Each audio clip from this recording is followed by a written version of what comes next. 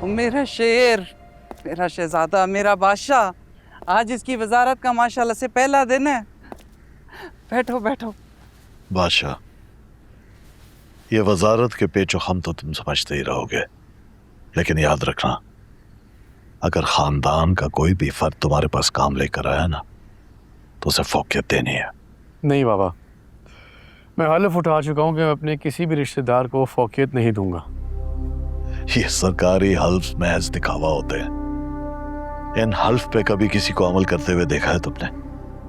ये कोई हमारे खानदान का रिवाज तो नहीं जिसे बदला ना जा सके। मैं सरकार का हिस्सा हूँ और जो मैंने हल्फ उठाया है वो ज़्यादा ताकतवर है मेरे ख़ानदानी रवायात और रवाज से। अच्छा, ठीक है। हमें वजारत से मतलब था जो अल्लाह ने हमें दिलवा दी। अब तुम्हारी मर्जी है कि जैसे तुम इस वजारत को चलाओ। अल्लाह ने हमारी इज्जत रख ली। वैसे वो आपको पता ना, डॉक्टर एक जनाजा लेकर आया था।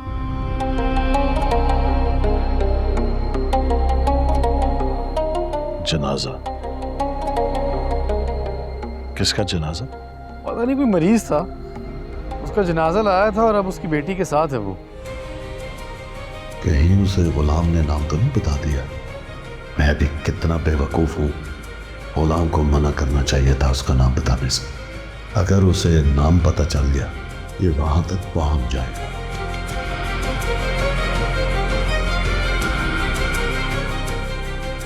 क्या हुआ? कहाँ खो गए? क्या नाम था उस शख्स का जिसका जनाजा आया था? बड़े सरकार, खुर्शीद बीवी आपको बुला रही हैं। लो, अभी मुसीबत आई खड़ी। हो ना हो, ये राज खुल गया है और बादशाह मेरी बेबसी का तमाशा देख रहा है। ये तो वैसे ही भूपी का सबसे बड़ा वकील है। आपकी नाम में भी हाँ छुपी है।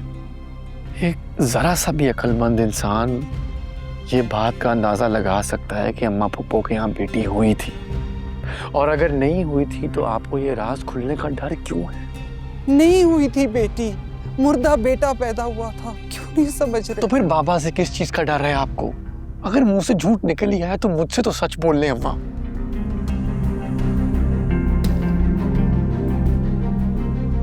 तुम्हारे बाबा ने कौन सा मुझे सब कुछ बताया था? मेरे पे तो हकीकतें मेरे नाकाम आशिक भाई ने खोली थी, जो कि तुम्हारी फूफी अम्मा के इश्क में मर गया। हाँ, तो इसका मतलब ये है कि उनका दिल ठीक कह रहा है। खुदा के लिए बादशाह, मुझे अपने बाबा के अताब से बचाओ। अगर तुम्हारे बाबा को पता चल गया कि मैंने बताया है, तो वो मेरा वो हश्र करेंगे कि तुम बचपन की तरह कोनों में मुंह छुपाते हुए रोगे। हाँ, तो फिर अम्मा पापा को सवाल पूछने देना हक बनता है उनका। एक बात याद रखना, जिंदगी में ना हमेशा लोग तुम्हारी अच्छाई को नहीं समझेंगे। बाज औकात तुम्हें वो काम करने होंगे जो तुम्हारे हक में ना हो, लेकिन दूसरों के लिए जरूरी हो। बाबा, ये कैसा इंसाफ हुआ कि अपने लिए कुर्बानी देना और बदले में कुछ ना मिलना? मुझे इंसाफ हमेशा खुदा के हाथ में होता है। इंसान का काम है सिर्फ नीयत साफ रखना और अपनी जिम्मेदारी पूरी करना, और जो तुम्हारे दिल को सुकून देना वही सही है। सुंदरी,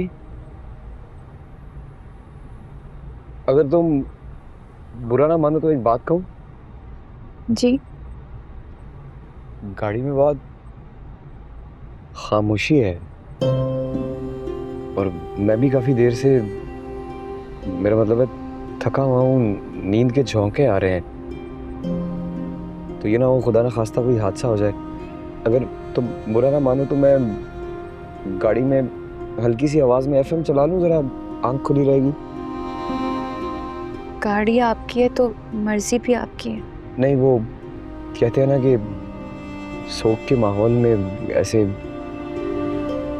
एफएम वगैरह चलाना अच्छी बात नहीं होती।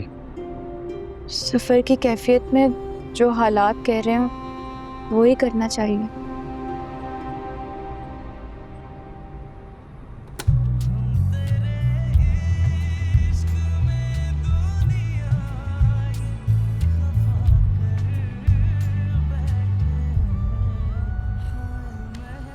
अपनी माँ की इज्जत करवाना मेरी जिम्मेदारी है, मेरा फर्ज है, मैं कर लूंगा।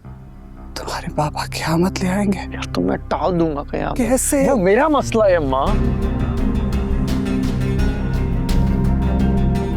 मेरा मसला है।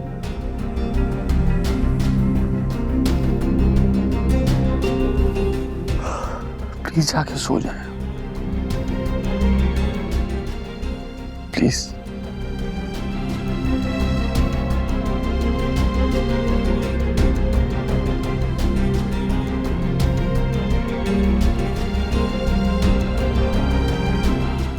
अम्मा, क्या आपको पता है आशिक अली और उसकी बेटी कहाँ है? खुदा के लिए बादशाह, उसे ढूंढने की भी कोशिश ना करना। अगर वो यहाँ आ गया तो खानदान में हमारी इज्जत का जनाजा निकल जाएगा। किसी को मुंह दिखाने के काबिल नहीं रहेंगे हम। तुम्हारी फूफी अम्मा के कमारेपन का राज सब पर खुल जाएगा। सब जान जाएंगे कि वो शादीशुदा है और एक बच्ची की माँ भी।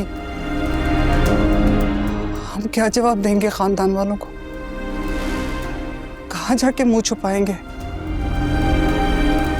मत ढूंढना खुदा के लिए।